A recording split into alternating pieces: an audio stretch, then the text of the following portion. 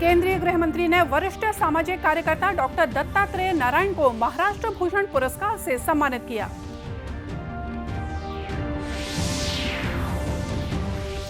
उत्तर प्रदेश के माफिया अतीक और उसके भाई अशरफ की शनिवार रात प्रयागराज में गोली मारकर हत्या।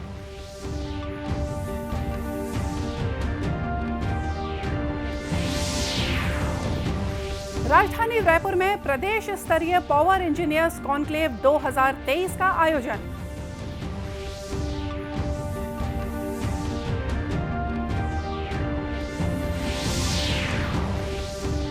और फिर बढ़ी कोरोना की रफ्तार, छत्तीसगढ़ में मिले 450 नए मरीज।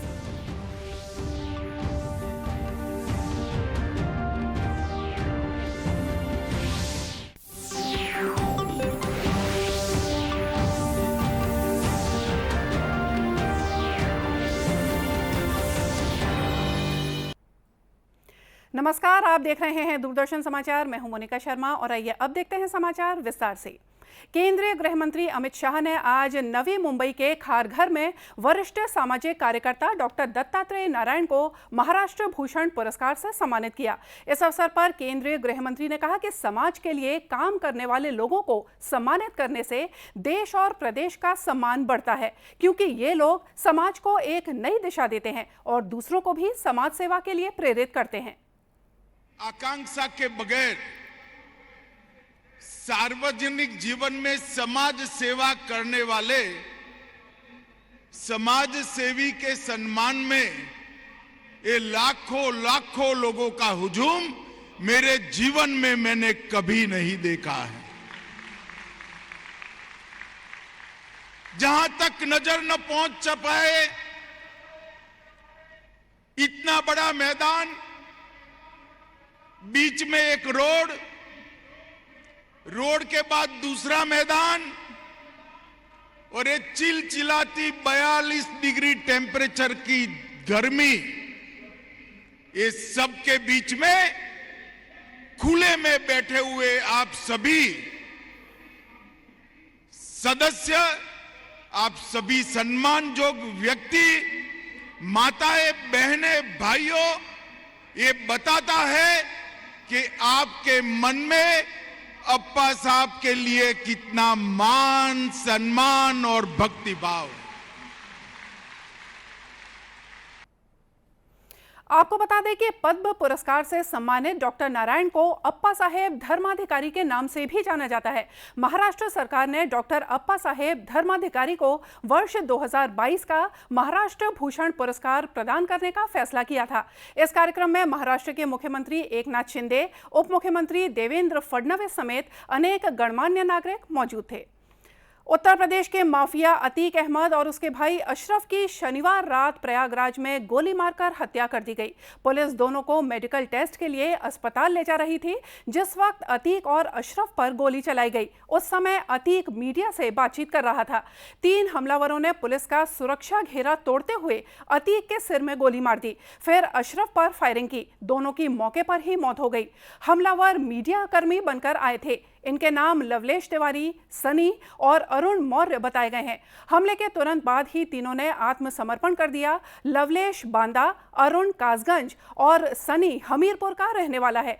तीनों से हथियार बरामद किए गए हैं। कांस्टेबल मान सिंह को भी गोली लगी है।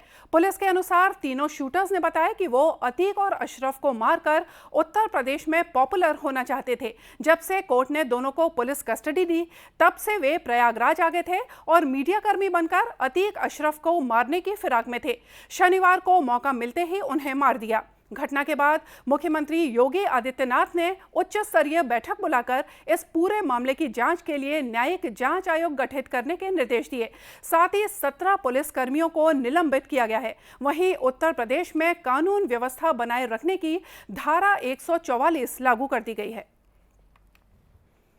राजधानी रायपुर में कल प्रदेश स्तरीय पावर इंजीनियर्स कॉन्क्लेव 2023 का आयोजन किया गया।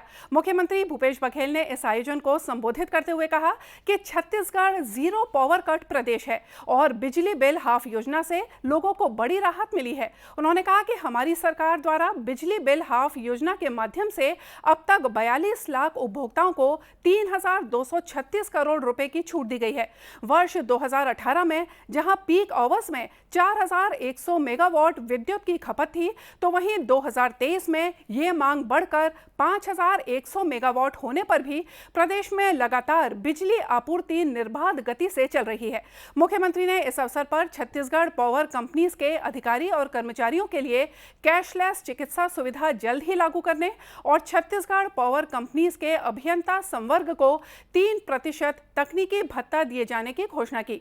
मुख्यमंत्री ने कॉन्क्लेव को संबोधित करते हुए कहा कि पहले लोग बिना बिजली के भी जीवन यापन कर लेते थे, पर अब बिना बिजली के जीवन की कल्पना भी नहीं की जा सकती है। बिजली विलासिता का साधन नहीं बल्कि जरूरत बन चुकी है। इस दौरान मुख्यमंत्री ने छत्तीसगढ़ विद्युत मंडल अभियंता संघ के कार्यालय का वर्चुअल लोकार्पण और पावर सेक्टर की महत्वपूर्ण जानकारियों पर आधारित स्मारिका का विमोचन भी किया।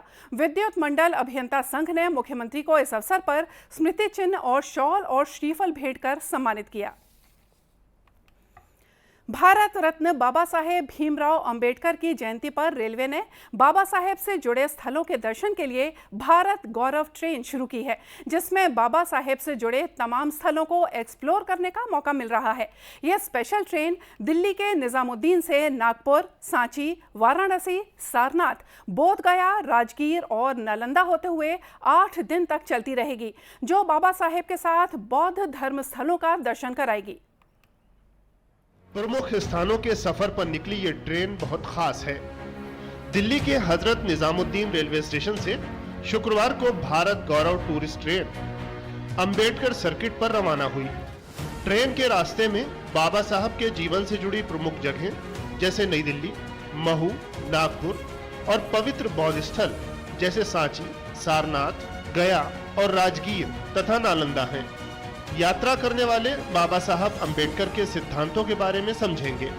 ये पहल भी बाबा साहब से जुड़ी स्मृतियों और संदेश के बारे में ज्यादा से ज्यादा लोगों को परिचित कराने के मोदी सरकार के प्रयासों का हिस्सा है। जो भीमराव अंबेडकर जी की जो हम जयंती मना रहे हैं, उसमें सिर्फ नाम के लिए ना बने, हम जाके वाकई में देखें, उसको फील करें और इस फीलिंग को अपने साथ लाके दूसरों तक भी पहुंचाएं। राष्ट्र निर्माण और सामाजिक न्याय के प्रति बाबा साहब के योगदान को देखते हुए मौजूदा केंद्र सरकार ने उनसे जुड़े पंच तीर्थों को भव्य रूप देने की शुरुआत साल 2014 में की थी। इसके तहत महू, नागपुर, लंदन, दिल्ली और मुंबई में बाबा साहब से जुड़े स्मारकों को संजोया गया है। मोदी सरकार ने बाबा साहब के प्रति सम्मान प्रकट करने के लिए कई अहम कदम उठाए हैं। 2016 में पीएम मोदी महू स्मारक जाने वाले देश के पहले प्रधानमंत्री बने। 2017 में पीएम मोदी ने डॉक्टर अंबेडकर अंतर्राष्ट्रीय केंद्र का शुभारंभ किया। 2018 में पीएम मोदी ने दिल्ली में डॉक्टर अंबेडकर राष्ट्रीय स्मारक का शुभारंभ किया। 2020 में केंद्र सरकार ने अंबेडकर जयंती पर अवकाश घोषित किया।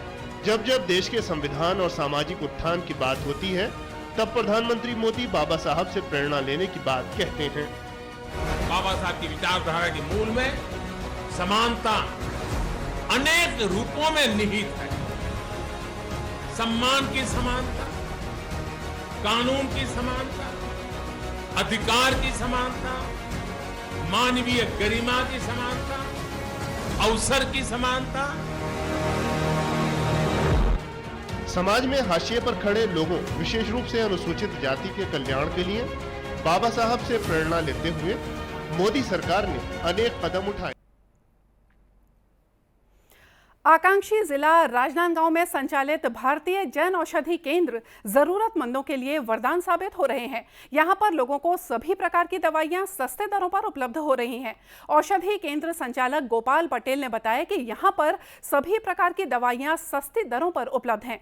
उन्होंने बताया कि यहां पर प्रतिदिन 10,000 रुपए की दवाइयों की बिक्री हो रही है।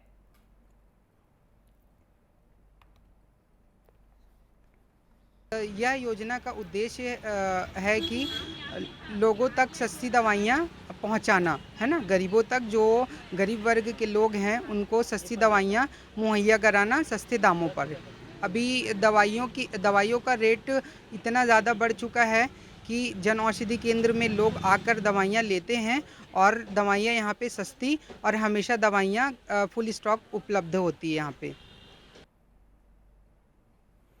भारतीय जन औषधि केंद्र पर फार्मासिस्ट भी उपलब्ध हैं। लोगों ने बताया कि साथ ही डॉक्टर की पर्ची पर लिखित अधिकतर दवाएं भी उपलब्ध रहती हैं। उन्होंने प्रधानमंत्री और केंद्र सरकार को धन्यवाद देते हुए कहा कि सस्ते दरों पर दवाई मिलने से गरीबों का कल्याण हो रहा है। सरकार द्वारा बहुत ही अच्छी योजना चलाई जा रही है जिसपे हम सबको लाभ मिल रहा है और दवाई भी 25 से 50% तक छूट मिल रही है। हर गरीब के लिए एक बेहतर माध्यम है दवाई लेने का।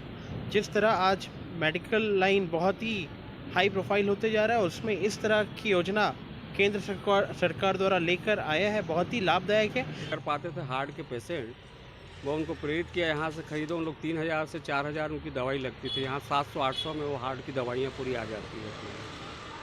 और भी जितने भी हैं डिहाइड्रेशन वगैरह के सब सस्ते में अच्छी उपलब्ध है दवाइयाँ, और बहुत फ़ायदा हो रहा है लोगों को। और गरीब लोग को बहुत लाभ ले रहे हैं इससे, जो अफोर्ड नहीं कर पाते थे, बहुत फ़ायदा हुआ है। जैसा कि आप जानते हैं कि प्रधानमंत्री नरेंद्र मोदी ने भारतीय जन औषधि योजना की शुरुआत 1 जुलाई 2015 को की थी। इस योजना के कारण लोगों को अब सस्ती दवाइयों के कारण भटकना नहीं पड़ता है। छत्तीसगढ़ के बलरामपुर जिले में केंद्र सरकार द्वारा संचालित जल जीवन मिशन योजना अब रंग लाती हुई दिखाई दे रही है। यहां विशेष पिछड़ी जनजाति पंडों की बस्ती में नलों के माध्यम से घरों तक पानी पहुंचाया जा रहा है। बलरामपुर जिले के ग्राम धौली के आश्रित ग्राम लिब्रा में ग्रामीणों को पहले पीने के पानी के लिए 1 से 2 किलोमीटर का सफर तय करके हैंडपंप से पानी लाना पड़ता था। अब केंद्र सरकार द्वारा संचालित जल जीवन मिशन के तहत लिब्रा गाँव के सभी ग्रामीणों के घरों में नल का कनेक्शन दे दिया गया है, जिससे ग्रामीणों के घरों में नल के माध्यम से जल मिलना शुरू हो गया है। लिब्रा गांव के ग्रामीण केंद्र सरकार की योजना की तारीफ करते हुए नजर आते हैं। ग्रामीणों का कहना है कि जल जीवन मिशन के तहत घरों में नलों के माध्यम से पानी मिल रहा है, जिससे उन्हें काफी सुविधा हो रही है। जल जीवन मिशन तो पहले नहीं मालूम था हम लोग का, लेकिन अभी जो सरकार योजना जो दिया है बहुत अच्छा चल रहा है। पहले जैसे पानी हम लोग बहुत दूर जा रहे थे, भरने के लिए जा रहे थे, अभी घर घर दे रहा है, बहुत अच्छा है। और सुबह 1 घंटा पानी के लिए उपयोग करते हैं, उसके बाद फिर बंद करवा देते हैं, और फिर शाम को भी, दोपहर में भी एक टाइम आता है पानी, और फिर शाम को भी उसी से हम लोग उपयोग करते हैं। अब आराम हो गया पानी के लिए। वहीं पीएचई विभाग के कार्यपालन अभियंता आदित्य प्रताप ने बताया है कि केंद्र सरकार के जल शक्ति विभाग की टीम लिब्रा गांव में जल जीवन मिशन के कार्यों की सराहना कर चुकी है। इसके अलावा अब योजना के तहत ग्रामीणों के घरों में नलों के माध्यम से जल पहुंचाने का कार्य पूरा किया जा चुका है। बॉर्डर पे लगा हुआ, बॉर्डर जहां से मात्र 2 किलोमीटर दूर है, एक दूरस्थ बसाहट है पंडो जनजाति का। वहाँ पे पहले मात्र 2 हैंडपंप थे। 2 हैंडपंप में भी एक हैंडपंप बहुत ज़्यादा सफल है, नलकूप उसको आप नहीं कहेंगे।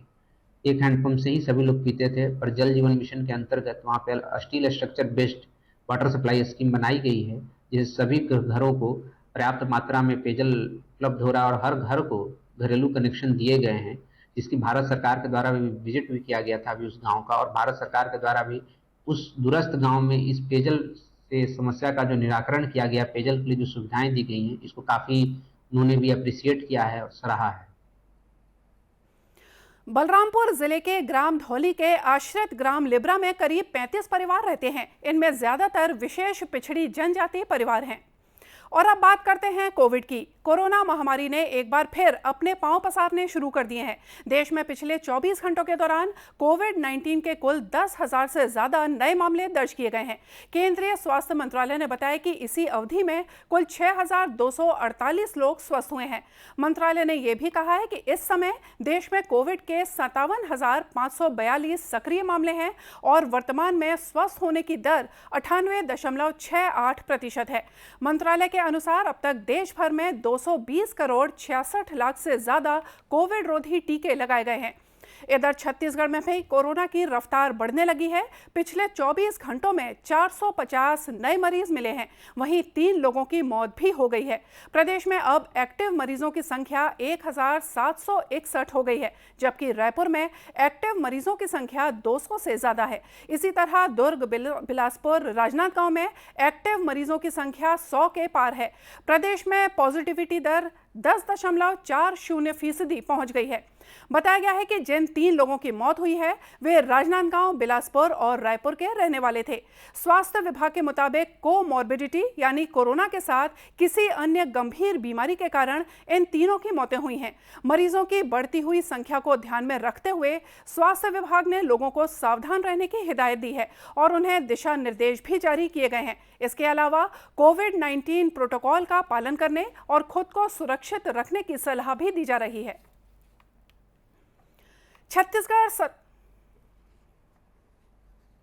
छत्तीसगढ़ सरकार द्वारा नए वाहनों की खरीदी पर रोड टैक्स में 50% छूट देने की घोषणा के बाद प्रदेश के ऑटो सेक्टर में तेजी देखी जा रही है। यही वजह है कि राजधानी रायपुर में लगाए गए ऑटो एक्सपो की तिथि 18 अप्रैल तक बढ़ा दी गई है। वाहन डीलर्स एसोसिएशन की ओर से रोड टैक्स में 50% की छूट की मांग रखी गई थी। मुख्यमंत्री भूपेश बघेल और परिवहन मंत्री मोहम्मद अकबर ने राज्य की जनता के हित को ध्यान में रखते हुए फौरन इसकी स्वीकृति देने की तरह करते हुए परिवहन विभाग के सचिव एस प्रकाश को इसे क्रियान्वित करने के लिए निर्देशित किया था, जिसके बाद साइंस कॉलेज मैदान रायपुर में ऑटो एक्सपो का आयोजन किया गया है। ऑटो एक्सपो में मुख्यमंत्री की मंशा के अनुरूप आम जनता को ऑटो एक्सपो का 50% रोड टैक्स में छूट का फायदा मिल रहा है। रायपुर ऑटोमोबाइल डीलर्स एसोसिएशन के मुताबिक ऑटो एक्सपो में सभी वाहनों की बिक्री पर 50% रोड टैक्स में छूट दिए जाने की चर्चा आज पूरे देश में हो रही है। इस छूट से वाहनों के मूल्य पर 2 पहिया में 4% और 4 पहिया में 4.5 से 5% तक का फायदा ग्राहक को हो रहा है। और यही वजह है कि इस वर्ष ऑटो एक्सपो 2023 में आज की तारीख तक कुल 8,000 से ज्यादा वाहन बिक चुके हैं। और इसी के साथ ये समाचार बुलेटिन यहीं समाप्त हुआ। नमस्कार।